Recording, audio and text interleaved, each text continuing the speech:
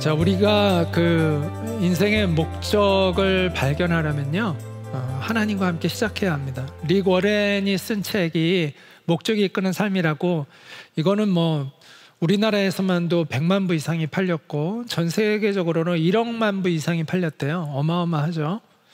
근데 이 책의 주제가 뭐냐면, 왜 우리는 이 세상에 존재하는가라는 그러한 주제를 가지고 책을 썼습니다. 근데 첫 페이지에서 저자가 이렇게 시작하거든요. It's not about you. 그것은 너에 대한 이야기가 아니라는 거예요. 왜 우리가 이 세상에 존재하는가는 너에 대한, It's not about you. 너에 대한 이야기가 아니다. You must begin with God. 그거에 대한 대답을 네가 찾으려면 하나님과 함께 시작해야 한다라고 이야기를 합니다. 우리가 연필 같은 단순한 물건도요, 목적이 있기 때문에 만들어지는 거잖아요. 그냥 뭐 우연히 갑자기 뭐 그냥 만들어지는 게 아니라 누군가가 그것을 계획해서 만들어야 그 연필이라는 물건도 나오는데, 하물며 우리같이 이렇게 정교한 우리 인간이라는 존재가 그냥 우연히 목적 없이 만들어졌을까? 만약 그렇다면 큰 문제죠. 비참하죠. 만약 우리가 그런 목적 없이 이 세상에 태어난 그러한 존재라면 인생이라는 게 정말 너무 허무한 거 아니겠어요? 대표적인 그 무신론자였던 버틀랜드 러셀이라는 이 철학자는 이렇게 얘기합니다. 하나님이 존재하지 않는다고 가정하면 인생의 의미나 목적에 관한 문제는 무의미해진다. 이건 무신론자예요. 무신론자가 이야기합니다. 하나님이 존재하지 않는다고 가정하면 결국 인생에는 의미나 목적은 없는 거다. 결론은 자기 인생의 의미나 목적은 없다는 거죠. 여러분이 이 세상에 존재하게 된 의미와 목적이 무엇인지를 알고 싶습니까? 그렇다면 하나님과 함께 시작해야만 합니다. 하나님이 아니면 이 답을 찾을 수가 없어요. 오늘 우리가 하나님과 함께 우리의 인생을 다시 한번 재조명해 봤으면 좋겠습니다. 하나님께서 인간을 얼마나 소중하게 여기시느냐. 하나님이 우리를요, 하나님 형상으로 창조하셨잖아요. 그 얘기는 뭐냐면 이 세상의 어떤 것으로도 우리가 만족될 수 없는 존재예요. 하나님 외에는. 그래서 우리가 스스로 물질의 노예로 살아가서 그렇지, 물질을 가진다고 해서 내 영혼이 채워지나요? 만족감이 오나요? 그렇지 않아요. 우리는 그렇게 지어졌다는 거예요. 다른 말로 얘기해서 아무리 이 세상에서 부귀영화를 누려도 내 영혼은 만족감을 누릴 수 없는 존재로 창조되었다는 거예요. 하나님이 그렇게 우리를 가치 있게 창조하셨다는 거예요. 모든 만물은 하나님이 우리로 하여금 다스리도록 주셨다는 것이죠. 성경에 보면 이런 말씀이 있어요. 전도서에 모든 강물은 다 바다로 흐르되 바다를 채우지 못하며. 왜 강물은 바다를 채우지 못하죠? 바다가 훨씬 크기 때문에. 강물은 아무리 해도 바다를 채울 수가 없어요. 바다가 훨씬 더 크기 때문에.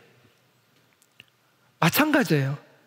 인간이 만물보다 더 귀하게 가치 있게 하나님이 우리를 그렇게 지으셨기 때문에, 우리를 하나님의 형상으로 지으셨기 때문에 이런 물질로 우리가 채워지지 않는 존재로 하나님이 우리를 만드셨다는 거예요. 나를 채우려면 나보다 더 큰 무엇인가가 올 때 내가 채워지는 거예요. 하나님만이 나를 채울 수 있어요. 하나님의 사랑만이 나를 채울 수 있어요. 그렇게 하나님이 우리를 창조하셨어요. 자, 인간적으로 솔로몬보다 더 부귀영화를 누렸던 사람은 역사상 찾기 어렵습니다. 이 사람은 엄청난 권력을 가졌고 또 부인도 한 1000명이 됐다고 하죠. 물론 그 1000명이 이제 정략적 결혼을 하도 많이 했기 때문에. 그리고 워낙에 지혜가 뛰어나가지고 다른 나라에서 이 사람과 이야기하고 싶어가지고 여러 왕들이 와가지고 이 사람과 이야기하고 싶어서 찾아옵니다. 그 정도로 모든 걸 누리며 살았던 사람이에요. 그런데 그 사람이 뭐라고 고백하냐면, 말년에 헛되고 헛되며 헛되고 헛되니 모든 것이 헛되도다, 이렇게 얘기합니다. 여러분, 이미 답이 나온 거 아닙니까? 우리 인생이 성공한다고 해서 만족스럽지 않다는 게 이미 답이 나온 거 아니에요? 우리가 그 고전을 읽는 문학 작품 고전을 읽는 의미가 뭡니까? 그게 보편적인 어떤 그 가치들을 우리에게 알려주잖아요. 근데 사실 이미 답이 나와 있어요. 우리가 성공한다고 돈을 많이 번다고 해서 내가 행복하지 않는다는 게 이미 다 나와 있어요. 성경에도 나와 있고 많은 철학책에도 나와 있고. 근데 우린 참 이상하죠? 왜 우리는 똑같이 그 인생을 똑같이 살고 맨 마지막에 죽을 때서야 내가 잘못 살았구나 이러면서 우리는 또 죽을까요? 이미 답이 다 나왔는데, 이미 그게 아니라는 게 이미 답이 나왔는데, 참 우리 인생이라는 게 참 너무 어리석은 것 같아요. 그 남들이 실패했다고 한 거를 똑같이 살고 마지막에 나도 실패했어라고 죽는 게 대부분의 인생이라는 거죠. 인간은요, 물질로 만족되지 않았습니다.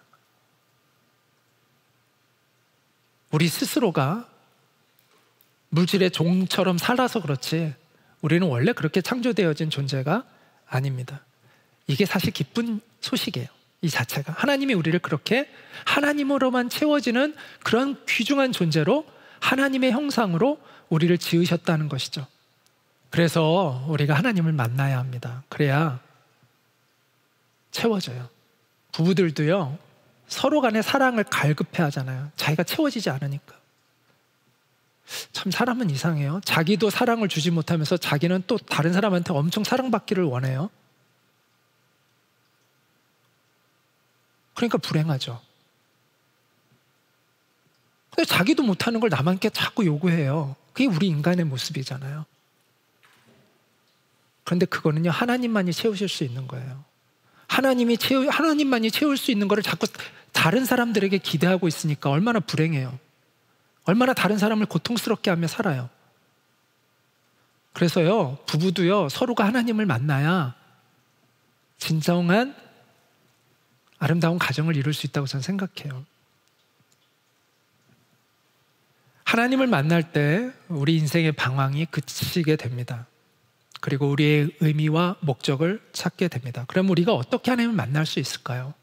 어떻게 하나님이 우리를 위하여 선물해 놓으신 이 구원이라는 것을 우리는 경험할 수 있을까요? 그것이 바로 예수 그리스도의 십자가에 담겨있는 하나님의 사랑을 깨닫고 거기에 우리가 올바로 반응할 때 우리는 하나님을 만나게 됩니다. 그게 성경이 이야기하고 있는 거예요. 많은 사람들이 십자가가 아닌 다른 것으로 하나님의 사랑을 확인해 보려고 합니다. 이런 식으로 이제 이야기합니다. 하나님 나 부자 만들어주면 하나님이 나 사랑한다는 거 믿고 나 이제 하나님 위해서 살 테니까 나 부자 만들어주세요. 하나님, 내가 지금 병에 걸렸는데 이 병 고쳐주시면 내가 하나님 살아있는다는 거 믿고 이제 하나님을 위해서 살게요. 그런데 저는 그렇게 해가지고 정말 하나님을 위해서 산 사람을 한 명도 만나지 못했어요. 하나님을 위해서 살아가는 모든 사람은요, 다 동일하게 십자가에 담긴 그 예수 그리스도의 십자가에 담긴 그 사랑을 통해서 하나님을 경험한 사람들이에요. 그리고 그걸 경험하잖아요. 그럼 병이 안 고쳐져도 주님을 사랑하며 살아요. 부자가 안 돼도 가난해도 주님을 사랑하며 살아요. 그런데 십자가를 통해서 하나님의 사랑을 깨닫지 못한 사람은 아무리 자기가 부자가 되고 자기가 원하는 걸 다 얻어도 하나님의 사랑을 못 깨달아요. 하나님을 위해서 산 사람을 저는 그렇게 해서 본 적이 한 번도 없어요. 십자가를 통해서 하나님의 사랑을 느낄 수 없다면요, 그 무엇으로도 우리는 하나님의 사랑을 느낄 수 없습니다. 그래서 성경은 이렇게 말씀합니다. 소망이 우리를 부끄럽게 하지 아니하면, 이 얘기는 소망이 우리를 실망시키지 않는다는 거예요. 하나님이 우리에게 주신 소망이 우리를 실망시키지 않는데 우리에게 주신 성령으로 말미암아, 성령은 하나님의 영이 내 안에 오신 거거든요. 그분을 이제 성령님이라고 얘기합니다. 성령으로 말미암아, 거룩하신 영으로 말미암아 하나님의 사랑이 우리 마음에 부음받음이 깨달아졌다는 거예요.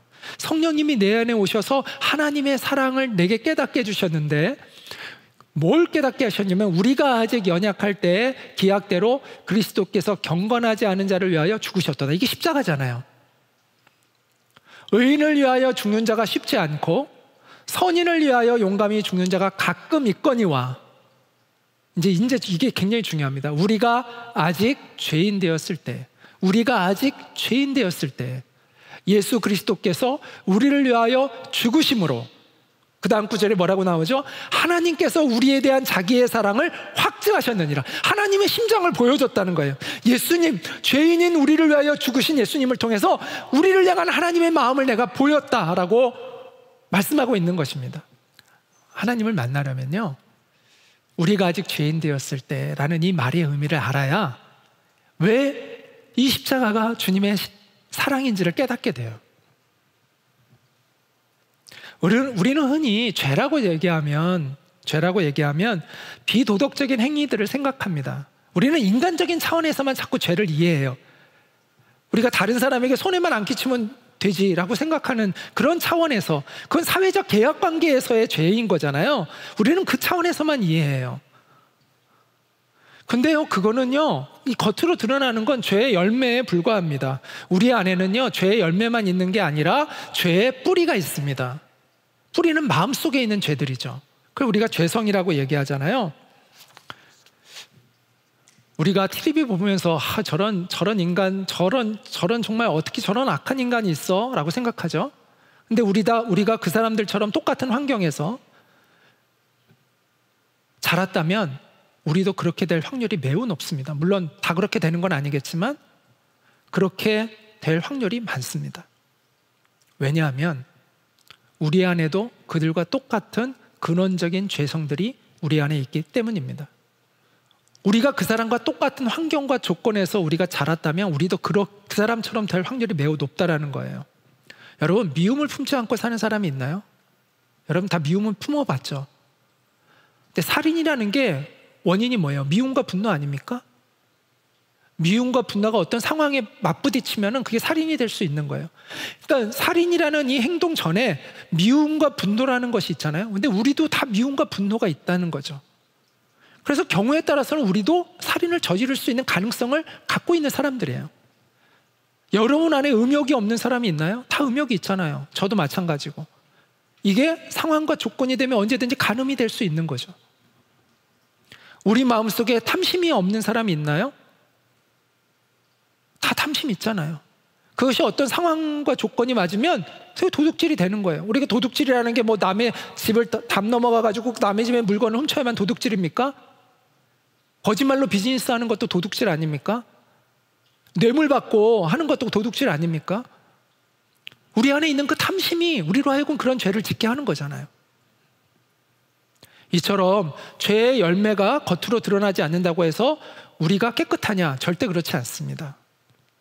우리가 겉으로는 뭐 살인의 열매를 맺지 않을 수도 있고 간음의 열매를 맺지 않을 수도 있고 도둑질의 열매를 맺지 않을 수도 있지만 그것은 우리 안에 있는 죄성이 겉으로 드러났느냐 안 드러났느냐의 차이일 뿐이라는 거예요. 자, 우리는 이렇게 겉모습만 보고 판단할 수밖에 없잖아요. 그런데 여러분이 어느 날 능력이 생겼어. 그래가지고 어떤 능력이 생겼냐면 그 사람이 속으로 생각하는 말하는 게 여러분의 귀에 들리기 시작하는 거예요. 그럼 여러분이 어떤 사람을 만났는데 이 사람이 속으로 지금 내 욕을 하고 있는 게 들리는 거야. 이 사람은 속으로 욕을 하고 있는데 그게 내 귀에 들렸어요. 그런 능력이 여러분에게 있다고 생각해 보세요. 그러면 그 사람이 겉으로 여러분을 욕하는 거나 속으로 여러분을 지금 욕하고 있는 거나 달라요? 똑같아요. 똑같죠. 어떻게 보면 더 가증스럽죠. 하나님이 우리의 마음을 알고 계시잖아요. 하나님은 우리의 모든 걸 다 보고 계시잖아요. 우리의 모든 걸, 마음을 다 보고 계신 하나님 앞에서 그 열매가 맺히느냐 안 맺히느냐가 중요할까요? 그건 그렇게 중요한 문제가 아니에요. 똑같아요, 사실은 본질적으로. 그런데 여기서 이제 끝나는 게 아니라 죄의 뿌리가 있다고 했죠? 그보다 더 깊이 들어가면 뭐가 있을까요? 죄의 본질이 있습니다. 죄의 본질은 뭔지 아세요? 내가 하나님 대신 내 인생의 주인인 것처럼 알고 살아가는 겁니다. 내가 주인 노릇하려는 것이죠. 내가 마치 내 인생의 주인인 것처럼 내가 내 만족을 추구하며 내 마음대로 살아가는 것이 바로 죄의 근본적인 본질입니다. 아담이 지은 죄가 그런 거라고 얘기했잖아요. 하나님 없이 살겠다는 거거든요. 내가 주인 노릇하며 살겠다는 거예요. 내 마음대로. 하나님의 법 필요 없다. 나는 내 마음대로 살겠다 이제. 그게 바로 죄의 본질입니다. 그래서 성경을 보면 모든 죄의 근원은 그들이 마음에 하나님 두기를 싫어함에라고 말씀합니다. 이게 성경이 우리의 마음을, 우리에 대한 성경이 예리한 판단이에요. 그들이 마음에 하나님 두기를 싫어하며 하나님께서 그들을 그 상실한 마음대로 내버려 두사, 그러니까 자기 멋대로 하게 그냥 내버려 두셨다는 거죠. 그걸 본인이 원하니까. 그래서 합당하지 못한 일을 하게 하셨으니 곧 모든 불의, 추악, 탐욕, 악의가 가득한 자요, 시기, 살인, 분쟁, 사기, 악독이 가득한 자요, 수군수군하는 자요, 비방하는 자요, 교만한 자요, 자랑하는 자요, 악을 도모하는 자요, 부모를 거역하는 자요, 무정한 자요, 무자비한 자라. 이렇게 여러 가지 죄악의 그런 겉모습들이 나옵니다. 우리가 정말로 우리 자신에게 정직하다면 저는 우리 스스로가 죄인이라는 걸 인정할 수밖에 없다고 생각합니다. 그래서 성경은 이렇게 얘기합니다. 모든 사람이 죄를 범하였습니다. 그래서 사람은 하나님의 영광에 못 미치는 처지에 놓여 있습니다. 또 이렇게 얘기합니다. 우리가 죄가 없다고 말하면 우리는 자기를 속이는 것이요, 진리가 우리 속에 없는 것입니다. 자, 우리가 이 사실을 인정할 때, 내가 근본적으로 내가 죄인이구나 라는 것을 인정할 때 우리는 십자가의 의미를 깨닫게 됩니다. 그래서 성경은 이렇게 이야기를 합니다. 우리가 아직 죄인 되었을 때 그리스도께서 우리를 위하여 죽으심으로, 우리가 죄인 되었을 때 그리스도께서 우리를 위하여 죽으심으로 하나님께서 우리에 대한 자기의 사랑을 확증하셨느니라 라는 이 말의 의미가 무엇인지를 알게 됩니다. 예수님의 십자가는 하나님의 피 묻은 사랑이라고 저는 말씀드리고 싶어요.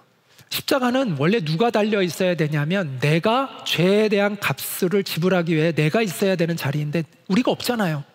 여러분이 십자가에 달리지 않았잖아요. 내가 십자가에 달리지 않았잖아요. 원래는 내가 있어야 되는 그 자리에 내가 없어요.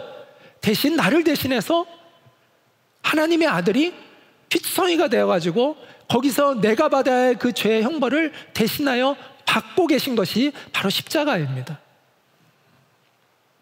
인생의 궁극적인 문제는요, 결국은 죄의 문제라고 얘기할 수 있습니다. 죄의 권세는 막강해서요, 아무리 이 세상에서 화려하게 꽃을 피웠던 인생도 한순간에 초라하게 만듭니다. 죄는 결국 우리를 죽음으로 이끌어 갑니다. 그런데 우리를 사랑하시는 하나님께서 우리로 하여금 이 죄에서 해방될 수 있는 길을 열어놓아 주셨다는 것이죠. 죽음에서 생명으로 옮겨지는 길을 열어놓으셨다는 거죠. 그게 바로 예수님을 통한 구원의 길입니다. 그래서 그것에 대해서 성경은 이렇게 말씀합니다. 하나님이 세상을 이처럼 사랑하사 독생자를 주셨으니 이는 그를 믿는 자마다 멸망하지 않고 영생을 얻게 하려 하심이라. 그리고 성경은 예수님의 이름만이 유일한 구원받을 수 있는 이름이라고 얘기합니다. 다른 이로서는 구원을 받을 수 없나니 천하 사람 중에 구원을 받을 만한 다른 이름을 우리에게 주신 일이 없음이라 하였더라. 어떤 분들은 이런 말들을 독선처럼 생각합니다. 저도 예전에 예수님 믿기 전에는 독선이라고 생각했어요. 아니, 왜 예수님만 믿어야 된다고 해? 다른 위대한 그 성인들은 자기만 믿어야 구원받는다는 말을 안 했는데 왜 예수님은 내가 곧 길이요 진리요 생명이라고 얘기했고 왜 예수님만 믿어야 하나님께로 갈 수 있다고 얘기했냐고, 이거 독선 아니냐고 제가 그렇게 얘기했던 사람이에요. 근데 제가 하나님을 만나고 나서 깨달은 거는 이거는 독선이 아니라 진리다라는 걸 깨달았어요. 독선과 진리는요, 비슷한 면이 있어요. 그렇게 보여요. 때로는 진리가 독선처럼 보여요. 왜냐하면 진리는요, 타협할 수 없는 부분이 있는 거거든요. 그래서 때로는요, 진리를 우리가 독선처럼 이해할 수가 있어요. 그런데 이것은 독선이 아니라 진리라는 것이죠. 아까 앞에서도 얘기했지만, 왜냐하면 예수님 같은 분이 없어요. 예수님처럼 예언된 분이 없고, 예수님처럼 그 예언을 성취한 분이 없고, 예수님처럼 태어나시고 예수님처럼 죽으신 분이 없고, 예수님처럼 사신 분이 없고, 예수님처럼 무엇보다도 살아난 분이 없잖아요. 예수님처럼 살아난 분이 없어요. 그리고 예수님이 살아날 것은 성경에 예언되어 있어요. 몇백 년 전에 이미 예언되어 있어요. 그 예언을 그대로 성취한 분이 없어요. 인류의 역사에 아무도 없어요. 비교 불가. 예수님은 원어브댐이 아니에요. 어떤 위대한 성인의 한 반열에 들어가는 그런 분이 아니에요. 그분은 독보적이에요. 그분의 존재 자체가 독보적이에요. 그래서 예수님은 우리를 구원하기 위해 이 땅에 오신 하나님의 아들이라고 성경은 이야기를 합니다. 자, 많은 사람들이 이런 생각을 합니다. 죄보다 선을 많이 행하면 우리가 천국에 갈 수 있지 않을까 이런 생각을 하잖아요. 그래서 우리가 선행을 많이 얘기하잖아요. 선을 행하면 천국 갈 수 있다라고 이제 흔히들 이렇게 생각을 합니다. 근데 그게 얼마나 비이성적이고 비논리적인지 아세요? 예를 들어서 제가 이제 살인을 해가지고 죄를 져서 이제 재판을 받는다고 해볼까요? 이제 재판장에게 제가 이렇게 얘기합니다. 재판장님, 제가 실수로 사람을 죽였는데 예전에 제가 물속에 빠져가지고 죽어가는 사람 2사람 살렸습니다. 2-1, 그러니까 하나 남잖아요. 제가 옛날에 두 명이나 살렸다니까요. 그러니까 이거 용서해 주세요 라고 하면 재판장이 그랬냐, 난 몰랐다. 그게 정말인 줄 알고 알아보고 너 그렇다고 하면 너 용서해 줄게 이러나요? 아니요. 선행이 죄값을 대신할 수 없어요. 그런데 왜 우리는 그런 이야기를 하죠? 말도 안 되는 이야기라는 거예요. 죄는요, 어떻게 해야 죄가 없어지는지 아나요? 그 죄는요, 다른 선행으로 덮을 수가 없어요. 죄는 그 죄값을 지불해야 자유해지는 거예요. 그런데 우리는 왜 이 죄를 선행이 대신할 수 있다고 착각하는 거죠? 실제로 우리가 죄보다 선행을 많이 행하는 것도 아니고 한다 하더라도 결코 죄를 대신할 수 없는 건데 왜 우리는 그런 생각을 할까요? 말이 안 되는 얘기예요. 죄는요, 죄값을 지불해야만 자유해집니다. 내가 죄값을 지불하든 아니면 나 대신 어떤 누군가, 나를 대신할 수 있는 자격을 갖춘 누군가가 대신하든 죄값을 지불해야만 자유해질 수 있어요. 그래서 조선시대에는요, 아버지가 범죄자가 아니면 그 아들이 지은 죄를 그 아버지가 대신 받으면 그 아들이 무죄함을 받을 수 있는 법이 그 당시에는 있었대요. 지금은 물론 이제 없지만. 그래서 우리 중에 누군가 대신할 수 있으면 돼요. 근데 우리 중에 인간은 누구도 대신할 수가 없어요. 누구를 대신할 수가 없어요. 이게 마치 이와 같은 거예요. 지금 사형수들끼리 다 모여 있어요, 감옥에. 그런데 어떤 사형수가 너무 갑자기 막 감동이 돼가지고 제가 저 죄수를 위해서 제가 대신 죽어주겠습니다라고 하면 어떻게 할까요? 야, 그거 너는 너 죄 때문에 죽는 거고 쟤는 제 죄 때문에 죽는 거야, 그러지 않겠어요? 네가 저 사람을 대신할 자격이 돼? 라고 하지 않겠어요?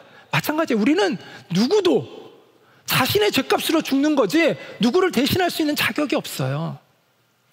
그래서 예수님이 필요한 거예요. 만약 그렇지 않다면 예수님 필요 없죠. 예수님 아니고서는 우리의 이 죄값을 대신할 수 있는 분이, 자격 있는 분이 없는 거예요. 그래서 성경에 보면 예수님의 그 십자가를 속죄 제물에 비유합니다. 속죄라는 건 뭐냐면 죄의 값을 지불해 준다는 거거든요. 예수님이 우리의 죄값을 지불해 주는 제물이 되셨다라는 겁니다. 그래서 이렇게 얘기합니다. 모든 사람이 죄를 범하였음에 하나님의 영광에 이르지 못하더니, 우리 처지가 그랬다는 거죠. 그런데 그리스도 예수 안에 있는 속량으로 말미암아, 속량은 값을 주고 그 노예를 자유케 해주는 것을 속량이라고 합니다. 하나님의 은혜로 값없이 우리를 의롭다 하심을 얻게 하셨다라고 이야기합니다. 이 예수를 하나님이 그의 피로써 믿음으로 말미암는 화목제물로 세우셨으니, 여기서 화목제물은 속죄제물이라는 의미입니다. 그래서 하나님과 우리를 이 속죄제물, 이 죄를 속하는 예수님의 이 십자가의 그 사건을 통해서 하나님과 우리를 화목하게 하셨기 때문에 화목제물, 속죄제물이 같은 의미입니다. 이는 하나님께서 길이 참으시는 중에 전에 지은 죄를 간구하심으로는, 간구하신다는 건 그냥 용서해 주신다는 거죠. 넘어가 주신다는 거죠. 그 죄가 있는데 그 죄를 다른 사람이 대신했기 때문에 용서해 주신다는 겁니다. 그래서 자기의 의로우심을 나타내려 하심이니, 하나님이 의로우심을 나타내신다는 거예요. 자, 죄값을요 지불하지 않고 그냥 용서해 주면 재판장이요 정당하게 그 재판을 해야 되는데, 자기가 그냥 죄 지은 사람을 무조건 그냥 용서해 줘, 그러면 그 사람은 의가 손상되죠. 재판관의 의가. 그런데 정당하게 대가를 지불하는 그것을 과정을 통해서 이 사람을 용서해 준다면 의롭게 되는 거죠. 마찬가지로 하나님이 예수님 때문에 스스로를 의로움을 지키신다는 거예요. 왜냐하면 그 값을 지불하기 때문에. 그리고 또 자기의 의로우심을 나타내실 뿐만 아니라 예수님을 믿는 그 사람도 의롭게 하신다는 거예요. 실제로 의롭다는 것이 아니라 예수님으로 인해서 이 사람이 죄가 없다고, 무죄하다고 인정해 주실 수 있게 되었다는 것이죠. 그래서 이 화목제물에 해당하는 이 단어는요, 속죄소라는 뜻을 가지고 있습니다. 그래서 예수님은 우리의 죄를 속해주는 속죄제물이 되어주셨다라는 뜻인데, 이것을 이해하려면요, 우리가 제사제도를 이해할 필요가 있어요. 우리가 이제 구약성경에 보면 제사제도가 나오잖아요.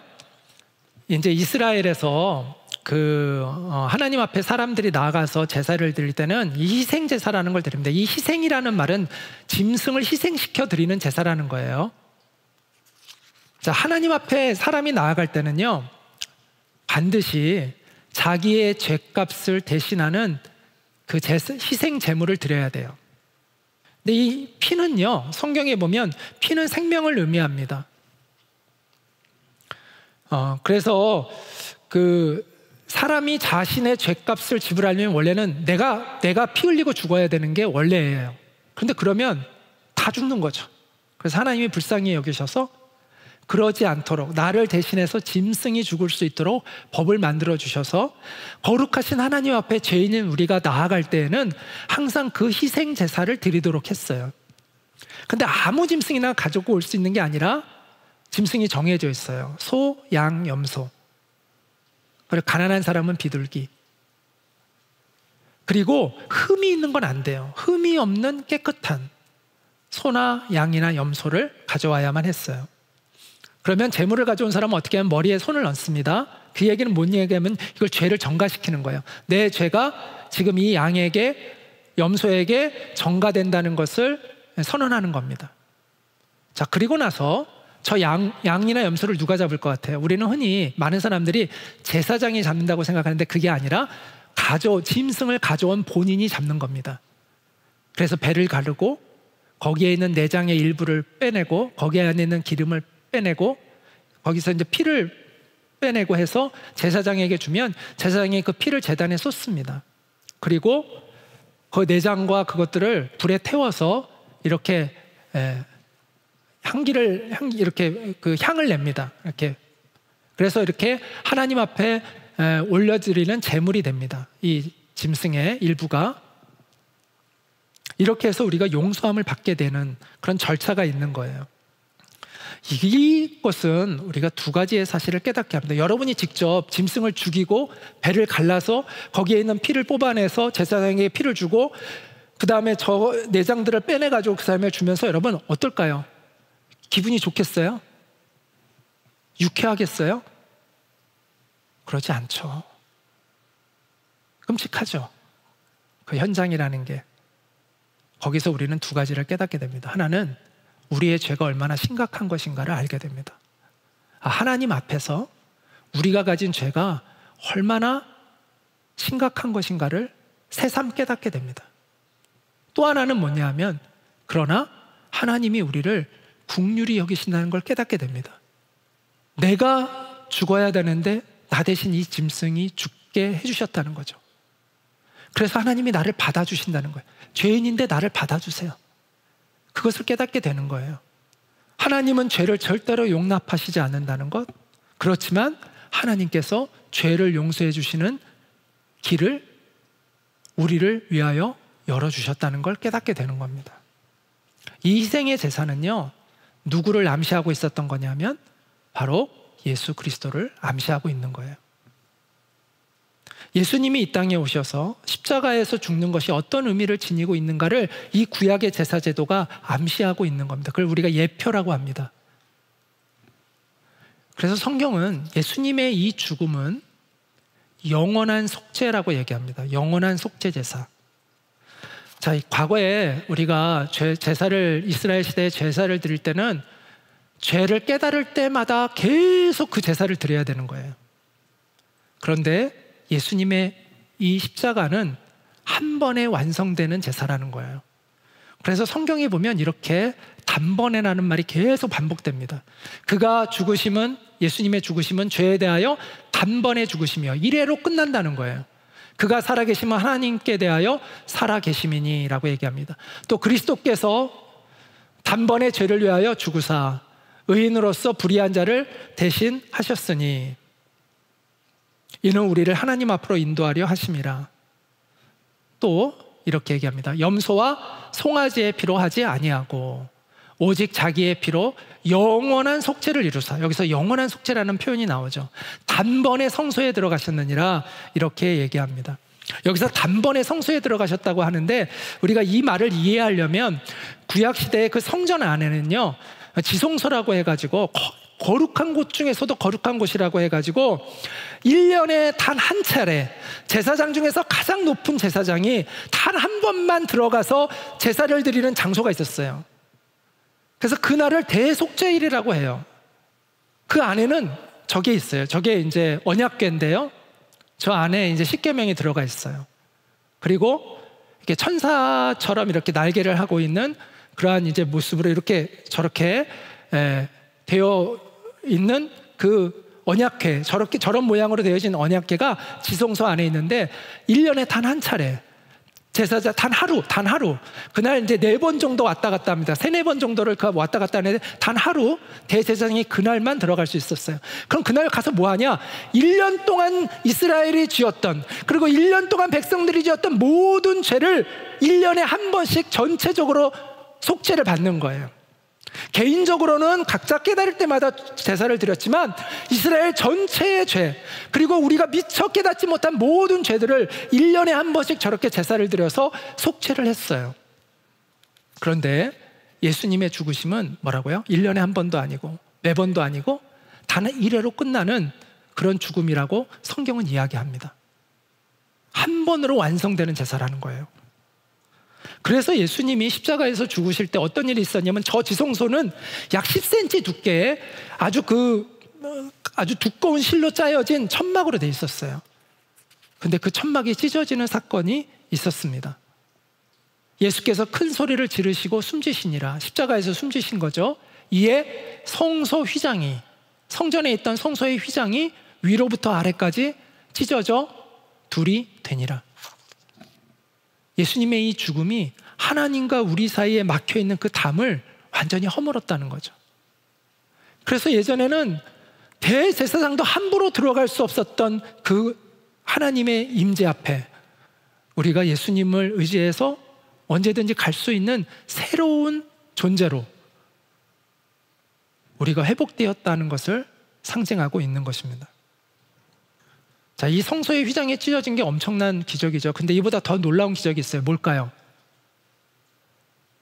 이것보다 훨씬 더 놀라운 표적이 있습니다. 이 예수님의 죽음이 어떤 죽음인지를 우리에게 확증해주는 놀라운 기적이 일어났는데, 그게 뭘까요? 바로 부활입니다. 부활은요, 하나님이 인류의 역사에 이 예수님의 죽음이 어떤 의미를 가지고 있는지를 확증해 주시는 사건입니다. 이 복음은 하나님이 선지자들을 통하여 그의 아들에 관하여 성경에 미리 약속하신 것이라. 이게 미리 예언되어 있어요. 이미 다.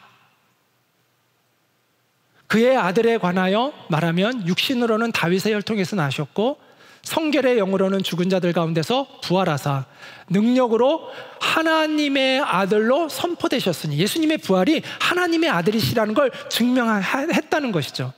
곧 우리 주 예수 그리스도시니라 이렇게 말씀합니다. 그러니까 예수님의 이 죽음이 이미 수백 년 전에 하나님이 예언자들을 통해서 약속해 놓은 그 죽음이라는 것을 입증하셨다는 거예요. 그리고 예수님의 이 죽음이 영원한 속죄라는 것을 입증해 주셨다는 것이죠. 사실은 이 부활의 사건은요, 완전히 인류의 역사를 뒤바꾼 사건이라고 이야기할 수 있습니다. 대부분의 사람들이 예수님이 실존했다는 것에 대해서는 의문을 갖지 못합니다. 너무나 많은 역사적인 기록이 있으니까. 근데 부활했다는 사실은 안 믿습니다. 잘. 그건 말도 안 되는 거지, 그거 지어낸 얘기지, 이렇게 생각을 합니다. 그런데 실제로 이 부활이라는 사건이 지어낸 이야기라는 것을 증명하기 위해서 성경을 연구했던 많은 사람들이, 하나님을 믿는 사람들이 많았습니다. 그 중에 한 사람이 나니아 연대기를 쓴 C.S. 루이스입니다. 이 사람은 이 허구다이고 그 만들어낸 얘기지, 나중에 사람들이 예수님이 부활했다는 건 말도 안 되는 얘기다. 그래가지고 이 사람이 성경을 연구해요. 그러다가 하나님을 믿게 됩니다. 예수님을 믿게 돼요. C.S. 루이스는 나중에 가장 탁월한 변증가가 됩니다. 기독교의 변증가가 됩니다. 그 성경에 보면 이제 그런 인물이 사도 바울이 있죠. 사도 바울이 원래 예수님 믿는 사람 잡아 죽이러 다니다가 예수님을 만나가지고 완전히 180도 바뀌어가지고 세계에다가 그 세계 선교를 했던 사람이 되잖아요. 그 사람이 이제 1세기의 인물인데, C.S. 루이스도 비슷하게 완전히 바뀌어가지고 그 다음에 가장 탁월한 기독교 변증가로 활동을 하는데, 이 사람이 무슨 얘기를 하냐면 예수님의 제자들의 변화가 예수님의 부활에 대한 강력한 증거라고 얘기합니다. 자, 예수님의 제자들이요, 예수님이 살아난 걸 전하고 다녔잖아요. 그래서 그 사람들이 돈을 벌었습니까? 세상에서 성공을 했습니까? 그렇다면 믿을 수가 없죠. 그런데 이 사람들은 어떤 대우를 받았어요? 감옥에 가고 죽임을 당하고 매를 맞고 했습니다.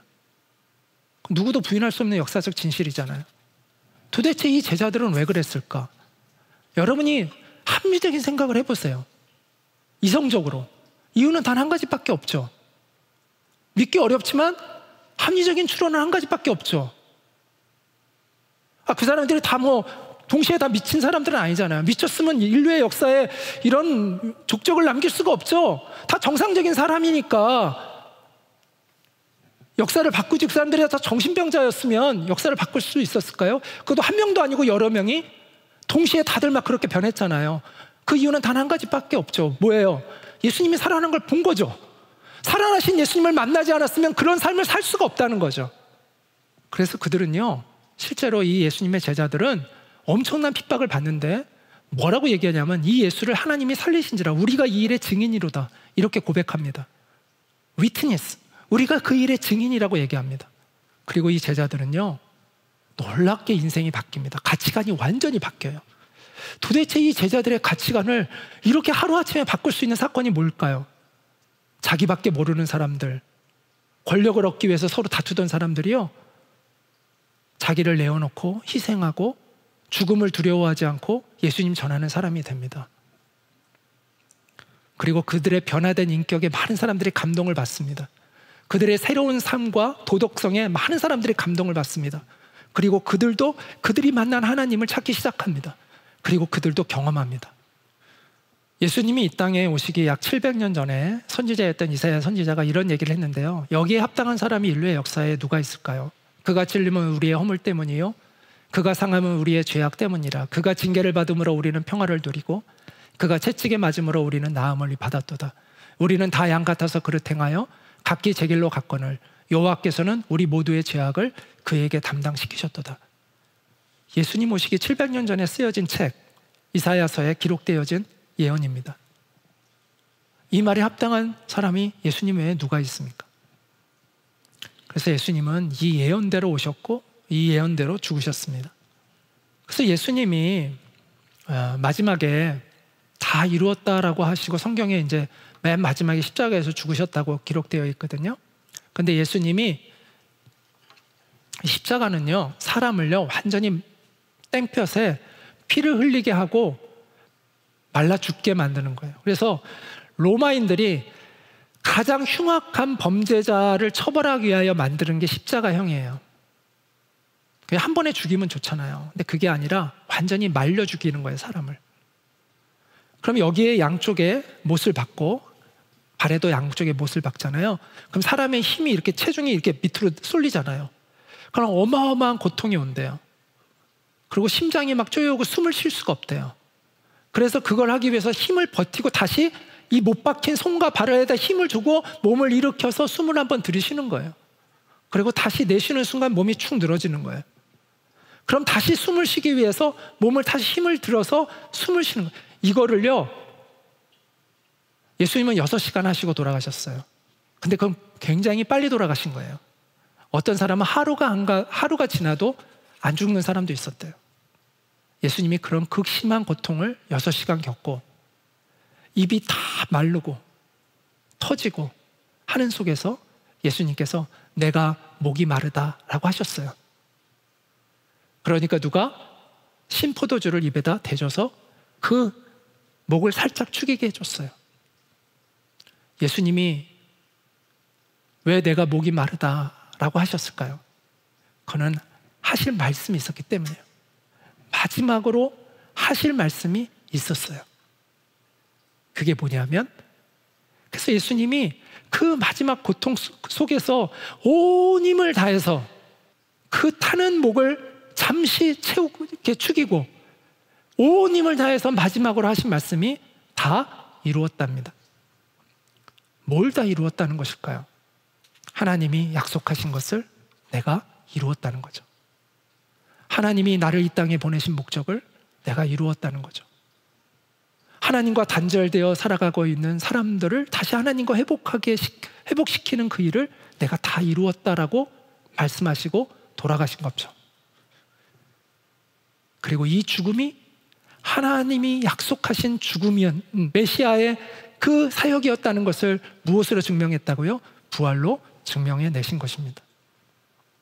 사도 바울이라는 사람에 대해서 아까 제가 잠깐 얘기했죠. 이 사람은 예수 믿는 사람을 죽이러 다니던 사람인데 다메섹이라는 외국 도시까지 그리스도인들을 잡아 죽이러 가다가 거기서 환상 중에 예수님을 만납니다. 정말 실제로, 그러니까 환상으로만 만난 게 아니라 실제로 예수님을 만납니다. 부활하신 예수님을 만나요, 거기서. 그래가지고 이 사람이 180도 바뀌어가지고 이제 복음을 전하는 사람이 되고, 그래서 유대인들에게는 반역자로 여겨가지고 이 사도 바울을 죽이려고 막 엄청 막 그랬는데, 하여튼 사도 바울도 나중에는 이제 순교를 합니다. 로마에서 순교를 한 것으로 알려져 있는데요.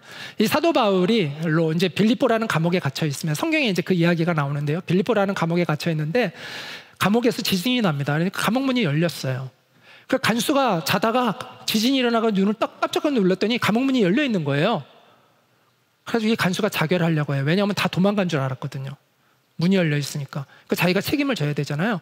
그 자기가 스스로 목숨을 자결하려고 하는데, 그걸 알고 사도 바울이 뭐라고 외치냐면, 우리가 여기 있으니까 당신 자결하지 말라고 알려줘요. 이 사람이 깜짝 놀라서 가봤더니 정말 다 그 자리에 있는 거예요. 그래서 이 사람이 감동을 합니다. 그래서 사도 바울을 일단 빼내줍니다. 그리고 사도 바울에게 이렇게 묻습니다. 선생님, 내가 어떻게 해야 구원을 받을 수 있습니까? 그랬더니 사도 바울이 이렇게 얘기합니다. 주 예수를 믿으라. 그래야면 너와 내 집이 구원을 받으리라. 저도 여러분에게 드리고 싶은 말씀은 이거예요. 예수님을 믿으십시오. 그러면 여러분과 여러분의 가정이 구원을 받게 될 것입니다. 저도 저희 집에서 제가 예수님 처음 믿었어요. 지금은 다 믿어요. 그래서 저는 저 말씀이 정말 이렇게 감동이 됩니다. 주 예수를 믿으라. 그래야면 너와 내 집이 구원을 받으리라. 여러분, 구원받는 게 너무 쉽죠? 어떻게 보면 참 너무 쉽다고 생각해요. 어떤 사람은 이렇게 쉬운 거다, 그래서 못 믿겠다는 사람도 있어요. 정말 이렇게 하면 예수님 믿는 거야? 이러면 내가 구원받는 거야? 그런데요, 구원은요, 하나님이 주시는 선물과 은혜이지 상이 아닙니다. 상이면 어떻게 될까요? 내 자랑거리가 되겠죠. 하나님은 구원을요, 결코 자랑거리로 주시지 않았어요. 하나님은 구원을 우리의 자랑거리가 되게 하시지 않았어요. 그래서요, 구원은요, 은혜로 받는 거지요, 내가 노력해서 상으로 얻는 게 아니에요. 여러분이 노력해서 상으로 얻을 수 있는 구원이라면 여러분의 자랑거리가 되겠죠.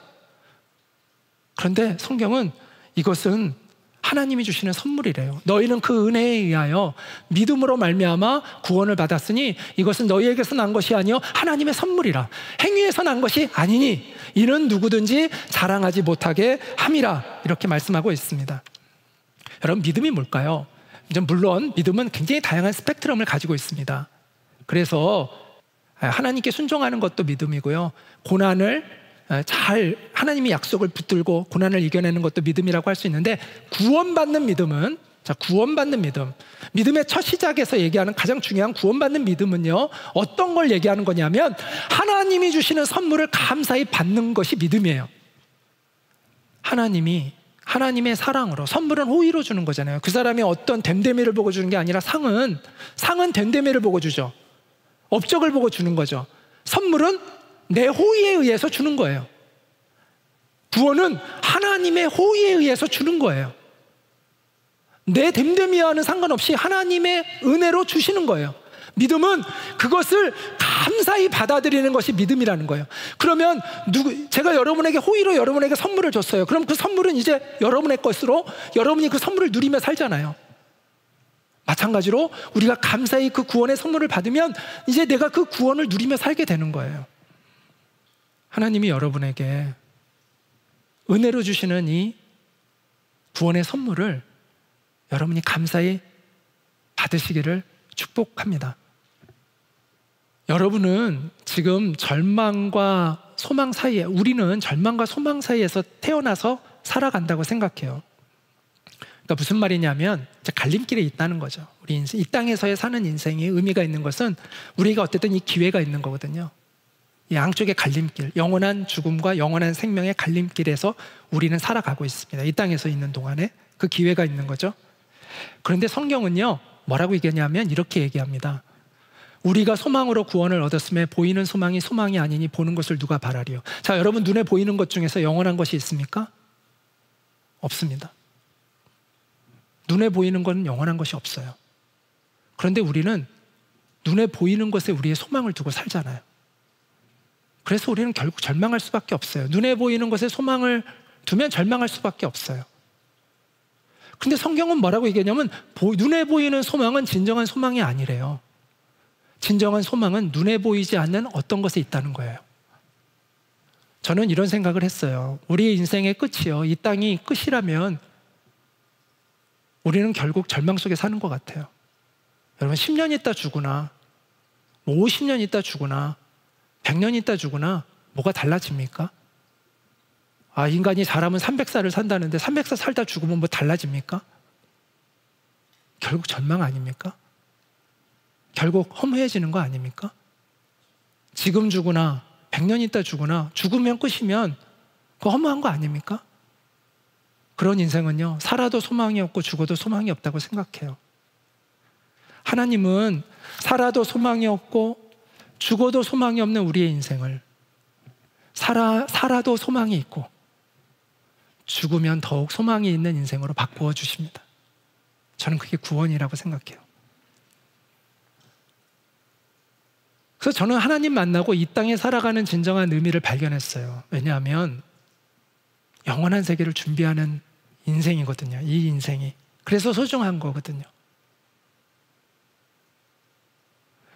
진짜 인생을 준비할 수 있는 기회가 나에게 주어져 있다는 걸 알게 된 거죠. 그래서 지금 살아있음이 그래서 의미가 있게 되고 또 내가 주님 앞에 갈 날이 기다려지고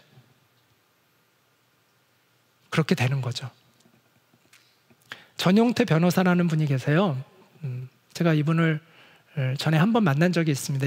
이분의 스토리를 제가 들은 적이 있는데 이분은 원래 신앙인이 아니었는데 물론 이제 나중에는 신앙인이 되신 분인데 결혼하기 전에는 신앙인이 아니었대요. 결혼할 때 와이프가 독실한 기독교인인데 자기가 교회 가겠다고 약속하고 결혼을 했대요. 근데 결혼하고 나서는 약속을 안 지켰대요. 교회를 안 갔대요. 그러다가 몇 년이 흘렀는데 아내가 암에 걸렸어요. 그러면서 아내가 남편에게 이렇게 약속을 해달라고 하더래요. 첫째, 나랑 매주 교회 가야 된다. 둘째, 당신이 직장에 그 당시에 이분이 검사였어요.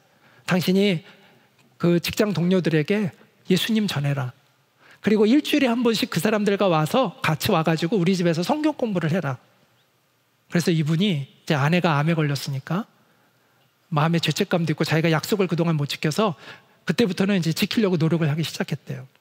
그래서 직장에 가가지고 이제 직장에 돌아오면은 자기가 오늘 누구랑 같이 뭐 이야기하면서 내가 예수님 믿으라고 했다고 뭐 이런 얘기도 하고 하니까 부인이 그렇게 좋아하더라는 거예요. 그러니까 부인이 막 좋아하니까 자기가 또 막 그렇게 열심히 했대요.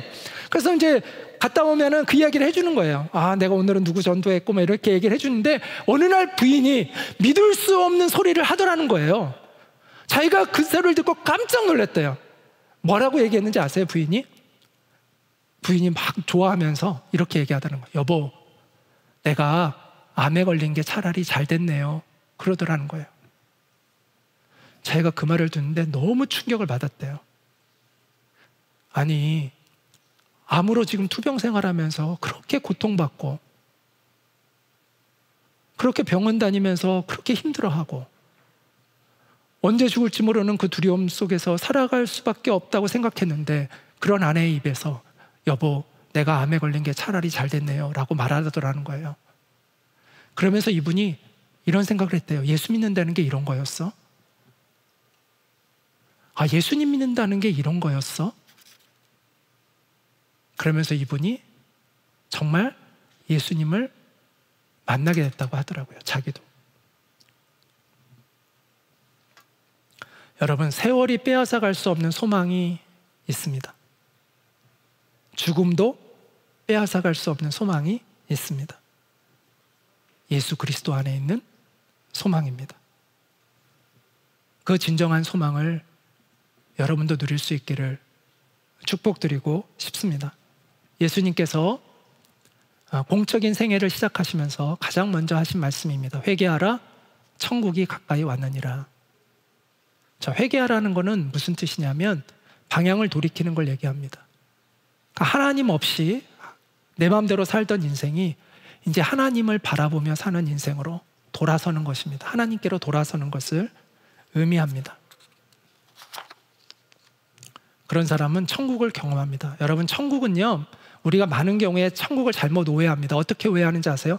죽어서 가는 좋은 세계로 오해합니다. 그런데 성경에서 말하는 천국은 죽어서 가는 좋은 세계가 본질이 아니라 뭐가 본질이냐면요, 하나님이 통치하시는 세계라는 거예요. 예수 믿으면 천국 간다라는 건 예수 믿으면 죽어서 좋은 곳 간다라고 오해하는 그리스도인들이 많은데 그건 잘못된 생각이고요. 성경에서 말하는 예수 믿으면 천국 간다는 것은 예수님을 믿으면 하나님이 통치하시는 새로운 세계를 내가 경험하게 된다는 거예요. 여기서부터.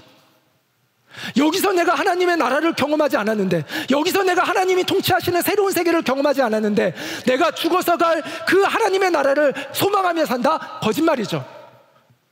여기서 내가 맛보지 않았는데 내가 그 나라를 갈망하며 인내하며 믿음을 지키며 산다? 거짓말입니다. 여기서 없으면 저기도 없어요. 하나님의 나라는 이미 이곳에 있어요.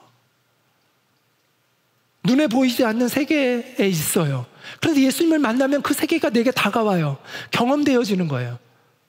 그래서 삶이 변하는 거예요. 여기서부터. 하나님이 통치하시는 새로운 삶을 경험하게 돼요. 그래서 예수님은요, 십자가에서 죽고 우리의 죄를 용서하시는 것으로만 그친 게 아니라 아까도 얘기했지만 하나님의 영, 성령님이 우리 안에 계시잖아요. 왜 그러실까요? 구원을 완성해 가시는 일을 하고 계신 거예요. 내 삶을 변화시키는 일을 하고 계신 거예요. 그래서 내 노력으로 변화되는 삶이 아니라 하나님의 능력으로 내 인생이 변화되는 것을 경험하게 돼요. 자, 그렇게 되면 어떻게 될까요? 그래서 내 인생이 바뀌면요, 교만해질 수가 없어요. 왜냐하면 내가 한 게 아니니까. 내가 잘나서 그런 게 아니니까. 그래서 예수 믿는 사람은 그 삶이 변화돼도요, 교만해지지 않아요. 그것을 자기의 의라고 생각하지 않아요. 그래서 겸손한 마음을 지켜갈 수 있어요. 저는요, 하나님이 내 안에 오셔서 제 인생이 정말 바뀌었거든요. 바뀐 것 중에 가장 큰 것 중에 하나가 뭐냐면 부끄러운 게 뭔지 알았어요. 그 전에는요, 부끄러운 짓을 부끄러운 줄 모르고 살았어요. 오히려 부끄러운 짓을 하면서 그걸 자랑인 줄 알고 자랑하며 살았어요. 그런데 하나님 만나고 나서요, 부끄러운 게 뭔지를 알게 됐어요. 부끄러움이 뭔지를 아는 정직함을 알게 됐어요. 그리고 용납할 수 없는 사람들을 용서할 수 있는 힘이 생기더라고요. 옛날에는요, 누굴 미워하는 것을 전혀 아무렇지도 않았어요. 근데 지금은요, 누굴 미워하는 마음이 생기면 잠을 이루지 못해요. 꼭 무릎 꿇고 기도하게 돼요. 예전에는 그게 아무렇지도 않았어요. 근데 지금은 하나님 앞에서 그것을 용서하지 않으면 잠을 이룰 수가 없어요. 그리고 또 용서하게 돼요. 처음에는 하나님 앞에 막 이제 제 속마음을 다 그대로 털어놔요. 그럼 하나님 주시는 마음이 들어오면요, 용서가 돼요. 또 우리가 하나님 만나면요, 인생이라는 게 때로는 어려울 때가 있고 또 좋은 일이 있고 이게 반복되는 거잖아요. 근데 사람들은 어려울 때는 막 푹 처지고 좋을 때는 막 우월감을 느끼고 그렇지 않고 평정을 지키며 살아갈 수가 있어요. 그리고 무엇보다도 죽음도 빼앗을 수 없는 평안을, 소망을 갖게 돼요. 저는 하나님 만나서 그런 인생을 경험하고 있어요. 여러분도 하나님을 만날 수 있기를 정말 축복합니다. 회개하십시오. 회개는 하나님께로 방향을 돌이키는 것을 얘기합니다. 그리고 예수님, 내가 정말 예수님이 필요합니다 라는 그 고백을 할 때 예수님은 여러분을 기꺼이 찾아오세요. 저는 정말 그동안 예수님 없이도 살 줄 알았는데 그게 아니네요. 제 인생에 정말 예수님이 필요합니다. 예수님, 나를 만나주세요 라고 하면 예수님은 그 소리를 너무 듣고 싶어 하시기 때문에 예수님은 그 여러분의 진실한 그 소리에 응답해 주실 것입니다. 기도는 어려운 게 아닙니다. 그냥 여러분이 누구와 대화하듯이 하나님 앞에 그렇게 기도하면 됩니다. 예수님, 내가 예수님이 필요한 걸 알았습니다. 저는 정말 예수님이 필요한 사람입니다. 예수님 만나고 싶습니다. 도와주세요. 여러분이 그 기도를 할 때 예수님을 만나는 은혜가 여러분 가운데 있게 될 거라고 생각합니다. 제가 기도하고 마치도록 하겠습니다. 하나님 아버지, 오늘 우리 공동체에 온 우리의 직원들에게 우리 주 예수 그리스도의 복음을 전할 수 있는 기회를 주셔서 너무나 감사합니다. 이 복음으로 주님이 저를 살리셨듯이 우리 오늘 이 말씀을 듣는 우리의 모든 우리 직원들에게 주님 찾아와 주시고 그 영혼들을 회복되게 하시고 주님과 연결되어지는 새로운 생명이 될 수 있도록 은총을 베풀어 주시옵소서. 그리하여 하나님이 통치하시는 새로운 삶의 세계로 들어갈 수 있게 하여 주시고 죽음도 빼앗을 수 없는 그 진실하고 그 영원한 소망을 가질 수 있는 우리가 될 수 있게 하시고 이 세상 속에서 하나님 주님의 기뻐하시는 인생을 살아가며 하나님이 우리에게 주신 선한 그 사명들을 이루어갈 수 있는 저희들이 될 수 있도록 하나님 도와 주시옵소서. 그리고 우리의 기업이 정말 하나님의 뜻에 합당한 기업이 되도록 함께 힘써 나갈 수 있는 저희들이 될 수 있도록 주님께서 은혜를 베풀어 주시옵소서. 예수님의 이름으로 기도드리옵나이다. 아멘.